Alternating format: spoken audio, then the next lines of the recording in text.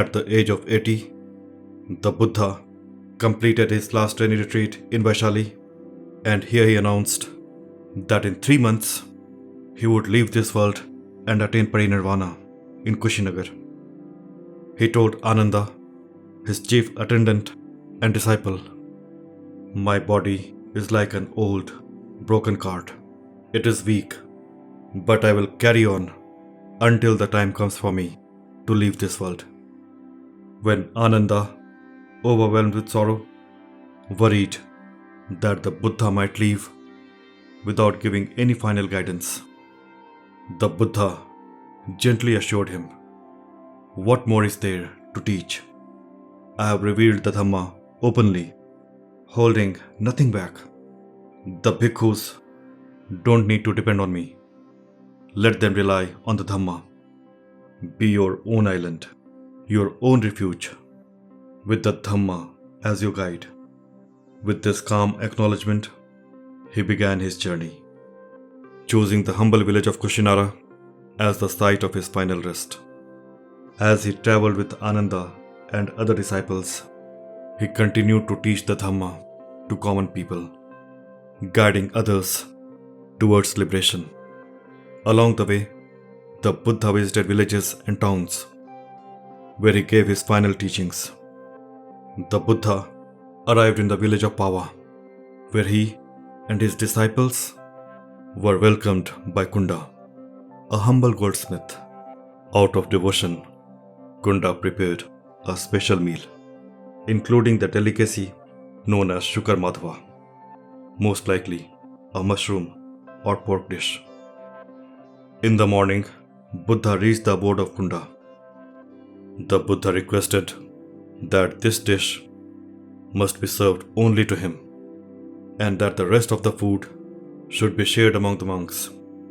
After consuming Shukar Madhva, he asked Kunda to bury the leftover meal, explaining that it could not be digested by anyone else in the world. Shortly after, the Buddha experienced severe pain, yet he continued with unshaken determination. When Kunda expressed distress, fearing he had caused harm, the Buddha assured him, "Two meals hold highest significance. The one before my enlightenment and the one before my parinirvana. Your offering has earned immense merit." As they traveled towards Kushinagar, the Buddha and his followers encountered the extreme heat of the day. Tired and thirsty, Buddha stopped under the shade of a tree and asked Ānanda to bring him water from a nearby stream. Ānanda was reluctant, explaining that hundreds of carts had recently passed through the stream and the water of the stream was muddy. But the Buddha calmly repeated his request. Ānanda agreed and took a bowl to the nearby stream. As he reached the stream, something incredible happened. The muddy water began to settle. The stream, which had been murky from the passing carts, turned clear, pure, and refreshing. Awestruck and full of devotion, Ānanda returned with the water, amazed by the gentle yet extraordinary powers of his teacher. The Buddha drank the water and continued with his journey. The Buddha finally arrived at the Sal Grove of the Mallas in Kushinagar near the Hiranyavati river. This was the last destination of his long journey. The Buddha prepared for his final rest. He asked Ānanda to arrange a resting place between two sal trees, with its head to the north. The Buddha lay down on his right side in the lion's pose, graceful and composed. The sal trees, though out of season, responded to this sacred moment by blooming in full splendor. Their flowers rained down upon him like nature's tribute to the one who had lived a life of boundless compassion and wisdom. The Buddha gently reminded Ānanda, "True reverence to me lies not in offerings, but in following the path of the Dhamma. The news of the Buddha's impending passing spread quickly, reaching nearby villages and travelers alike. Among them was Subhadra, a wandering ascetic who had long been plagued by spiritual doubts. He hurried to the Sāla grove, driven by sense of urgency. When Subhadra arrived, he pleaded with Ānanda to let him see the Buddha. But Ānanda, concerned for the Buddha's waning strength, initially refused. Subhadra, undeterred, made his request again and again. Hearing the request, the Buddha intervened. Let him come, Ānanda. Subhadra seeks understanding. With humility, Subhadra approached the Buddha and asked his questions. Instead of addressing the specifics of his doubts, the Buddha gently guided him towards the essence of the Dhamma. Do not concern yourself with the teachings of others, he said. The truth lies in the Noble Eightfold Path. It is the only way to liberation, free from all suffering. The Buddha's words illuminated Subhadra's mind. Inspired, he declared his faith in the Buddha, Dhamma, and the Sangha. The Buddha, perceiving Subhadra's sincerity and readiness, instructed Ānanda to ordain him without delay. Subhadra thus became the last disciple personally ordained in the presence of Buddha. As night fell, Buddha gave his final teachings to the monks who had gathered around him. Monks, he said, I have taught the Dhamma without concealing anything. There is no secret teaching. Let the Dhamma and Vinaya be your guide after I am gone. All conditioned things are impermanent. Strive diligently for liberation. The Buddha reassured his followers that his departure from this world was not an end, but a transition. The Dhamma and the Vinaya shall remain your teacher, he affirmed. He instructed his followers to seek no external refuge and to work on their liberation by walking on the path of Dhamma. He invited questions from his disciples, asking, if anyone among you has doubts about the Buddha, the Dhamma, or the Sangha, let them speak now.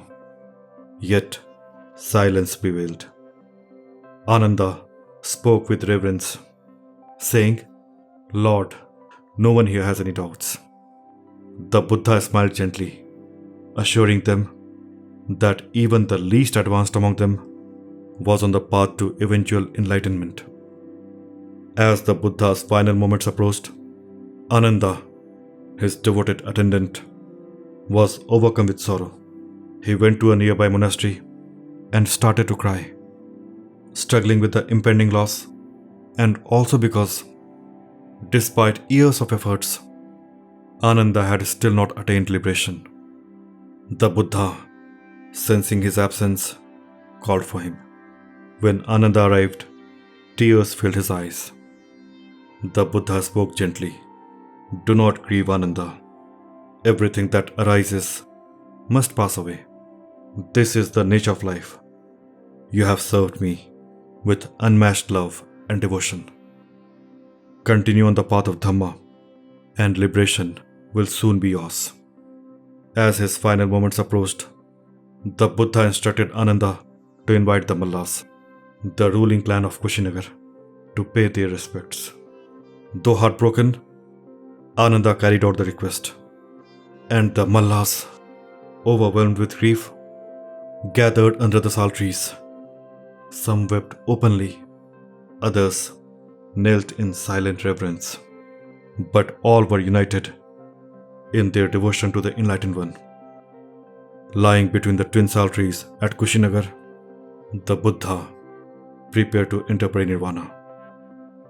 The Buddha entered deep meditative states, ascending through the four dhyanas and higher absorptions, reaching the suggestion of perception and feeling. Ānanda, overwhelmed, believed that Buddha had passed. But Anuruddha, a monk with deep spiritual insight, informed him that Buddha was transitioning through meditative states. Finally, the Buddha returned to the fourth dhyana and he moved beyond all perceptions, attaining a state of perfect peace. In this state of ultimate liberation, he entered parinirvana, free from all sufferings, death, and rebirth. Anuruddha declared that Buddha had left the mortal world and attained the state of parinirvana. The world fell silent. The sal trees swayed, the earth trembled gently, and celestial flowers rained from the sky. Among the disciples, emotions ranged from deep sorrow to calm acceptance. Anuruddha reminded the assembly of the teachings of impermanence. The people of Kushinagar, overwhelmed by grief and devotion, decided to give him a cremation befitting a universal monarch. Ānanda had given detailed instructions for the preparation of the body. With great care and reverence, the body was first wrapped in fine silk cloth. Layers of soft, white cotton wool were added before another wrapping of silk fabric, symbolizing the purity and serenity of his teachings. The funeral pyre was built with the finest fragrant woods, sandalwood, and other aromatic timbers. 7 days after Buddha's passing, his body was carried to the cremation site, the very place where the Malla kings of Kushinagar were crowned. The entire city gathered, their faces a mix of sorrow and reverence, as they formed a procession to accompany the Supreme Teacher on his final journey.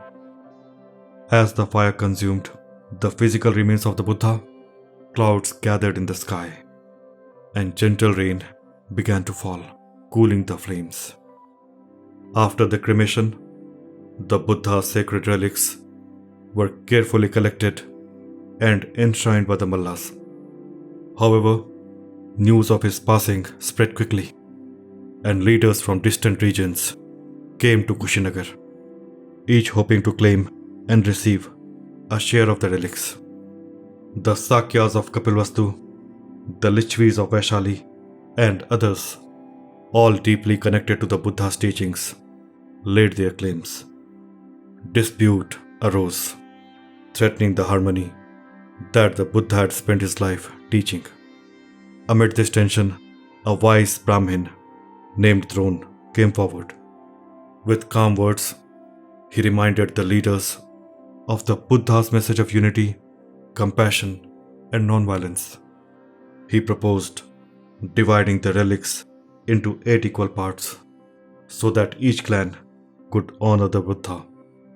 Moved by Drona's wisdom, the leaders agreed. Each clan built a stupa to house their share of the relics. These stupas became centers of pilgrimage and devotion. Buddha's teachings remain a timeless guide for all who seek liberation, reminding us that even in the face of impermanence, the light of the Dhamma endures. If you found this video insightful, please give it a thumbs up and consider subscribing us for more content on the life of Buddha and his teachings. Thank you for watching, and may your spiritual journey be filled with peace, mindfulness, and enlightenment.